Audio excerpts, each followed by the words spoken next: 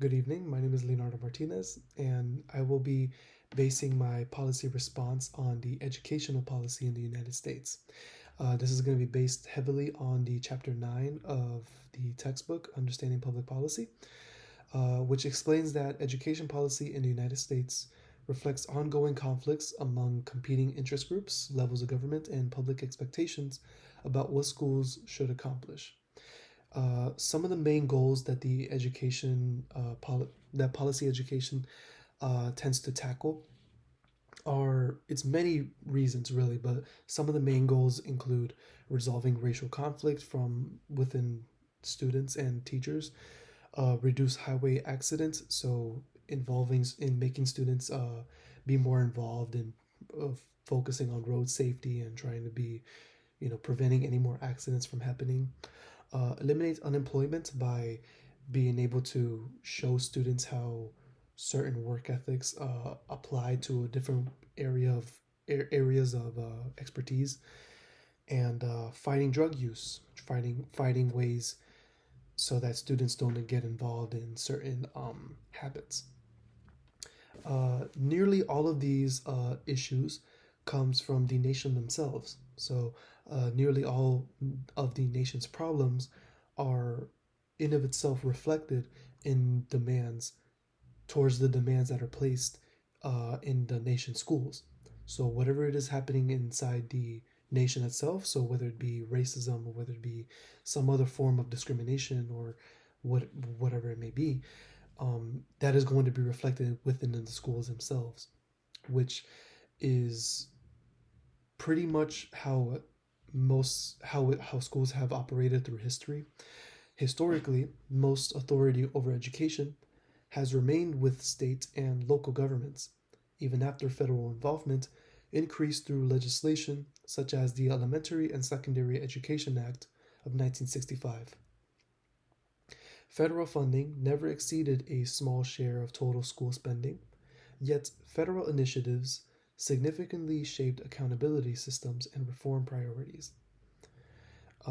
So, just a quick note to take note of: the educational attainment within the past 10 to 15 years has greatly changed.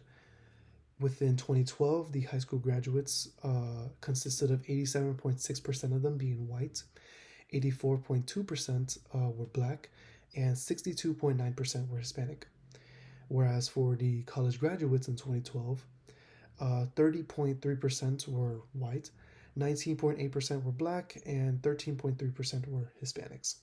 This is all, again, coming from the same chapter within the textbook, Understanding Public Policy. Whereas more recent information from census.gov comes from 2022 for the high school graduates. 89.8% were white, 81.3% were black, and 82.8% were Hispanic. Again, those are coming from the high school graduates of 2022. Now, the college graduates of 2022 pertained of 41.8% being white, 27.6% being black, and 20.9% being Hispanic. Again, that information, that data is coming from census.gov. The chapter also highlights the development of the Common Core standards created by state leaders to establish consistent expectations for student learning across states, as well as the Race to the Top initiative, which encouraged states to adopt reforms through competitive federal grants. These policies reflected a shift towards performance based accountability and national coordination without direct federal control of curricula.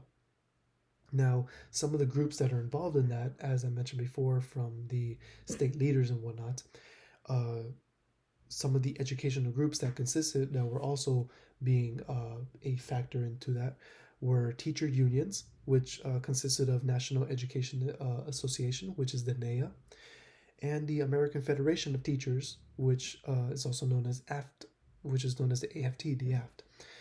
As well, another educational group would be a major educational group would be the school board themselves, which are selected and dependent on the parents of the students attending the district. So they decide who it is that they get to speak for, that they get to choose to speak for them. And it's a sort of representative for them, so that they may act as leaders to the state government in order to provide for the right legislation to be passed. Overall, the chapter demonstrates that education policy in the United States develops through negotiation amongst interest groups, governments, and courts, reflecting broader social conflicts about equality, accountability, local control, and national standards in education.